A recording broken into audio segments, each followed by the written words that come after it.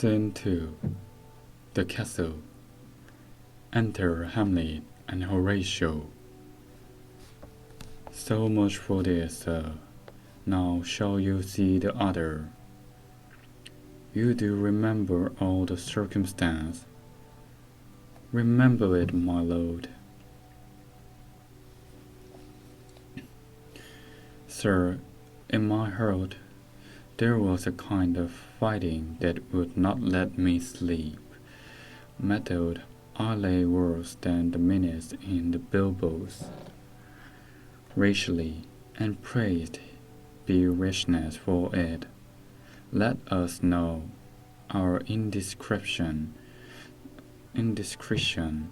sometimes serves us well, when our deep plots to pell, and that should learn us.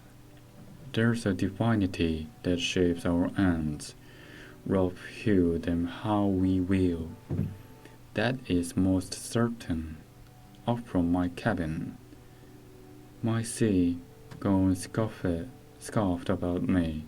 In the dark, grooved I to find out them, had my desire, fingered their packet, and in fine, withdrew to mine own room again, making so bold, my fears forgetting manners, to unseal their grand commission, where I found Horatio, Royal Navy, an exact command, larded with many several sorts of reasons, importing Denmark's health, and England's too.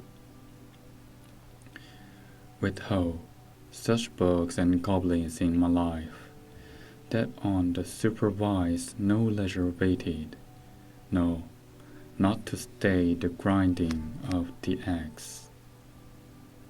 My head should be struck off. Is it possible? Here's the commission. Read it at more leisure, but wilt thou hear now how I did proceed? I beseech you. Being thus bonneted round with villains, or I could make prologue to my brains.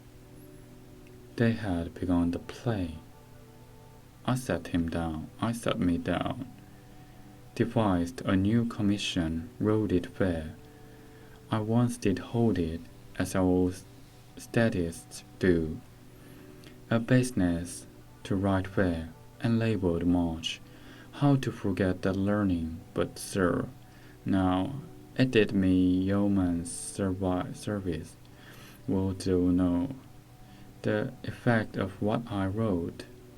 I, good my lord, an honest contraction from the king, as England was his faithful tributary, as love between them like the palm might flourish, as peace should still her witten garland, where and stand of comma tween their amities,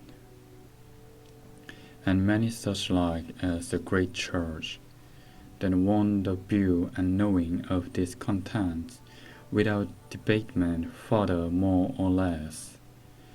He should those bearers put to sudden death, not shivering time allowed. How was this sealed? Why, even that was heaven ordinant.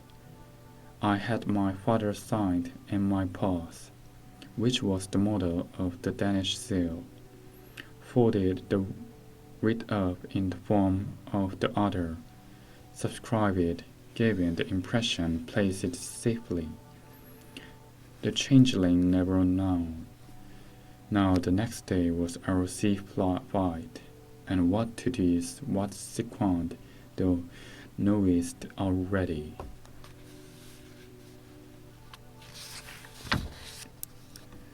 So Guildenstern and Rosencrantz go to it. Why, man, they did make love to the employment. They are not near my conscience.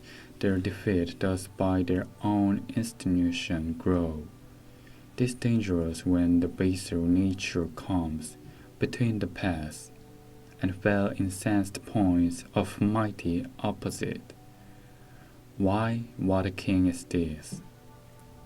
Does it not, think thee, the stand me now upon, he that hath killed my king, and warred my mother, popped in between the election and my hope, throw out his angle for my proper life, and with such cozenage is not perfect conscience, to quit him with this arm, and is not to be damned, to let his canker of our nature come in further evil. It must be shortly known to him from England what is the issue of the business there. It will be short, the interim's mine, and a man's life no more than to say one. But I am very sorry, good Horatio, that to Laertius I forgot myself, for by the image of my cause I see the portraitures of his. I court his favours, but show the bravery of his grief did put me into a towering passion. Peace, who comes here? Enter young Osric, a courtier. Your lordship is right welcome back to Denmark. I humbly thank you, sir. Aside to Horatio. Doesn't know this waterfly? Aside to Hamlet. No, my good lord. The state is the more gracious, for this suffice to know him. He had much land, and fortil let a beast be lord of beasts. And his crib shall stand at the king's mast. This is carve, but as I say, spacious in the procession of thought. Sweet lord, if your lordship were at leisure, I should impart a thing to you from his majesty. I will receive it, sir, with an diligence of spirit. Put your bonnet to his right use. This for the head. I thank your lordship, it is very hot. No, believe me, it is very cold. The wind is northerly. It is indifferent cold, my lord, indeed. But yet, methinks it is very sultry and hot for my complexion. Accidentally, my lord, it is very sultry, as 12. I cannot tell how, but my lord his majesty bade me signify to you that a haze lay the great vigor on your head. Sir, this is the matter. I beseech you remember. Hamlet moves him to put on his hat. Nay, good my lord, for my ease, in good faith, sir. Here is newly come called Laertius, believe me, an absolute gentleman, full of most excellent differences, of very soft society, and great showing. Indeed, to speak feelingly of him, he is the card of calendar of gentry, for you shall find in him the continent of what proud a gentleman would see.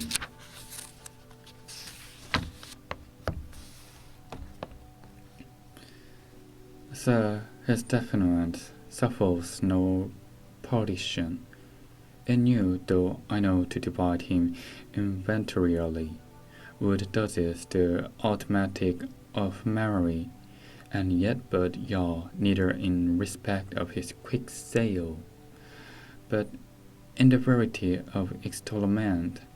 I take him to be a soul of great article, and his infusion of such dirt and rareness as to make true diction of him. His semblable is his mirror, and who else would trace him?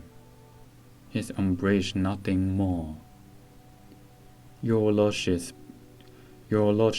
speaks most infallible of him.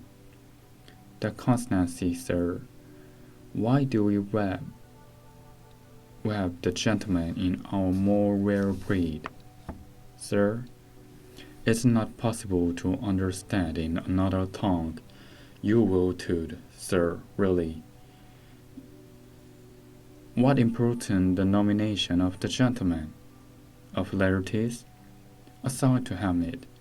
His pursuit is empty already. All's golden words are spent. Of him, sir, I know you are not ignorant. I would you did, sir.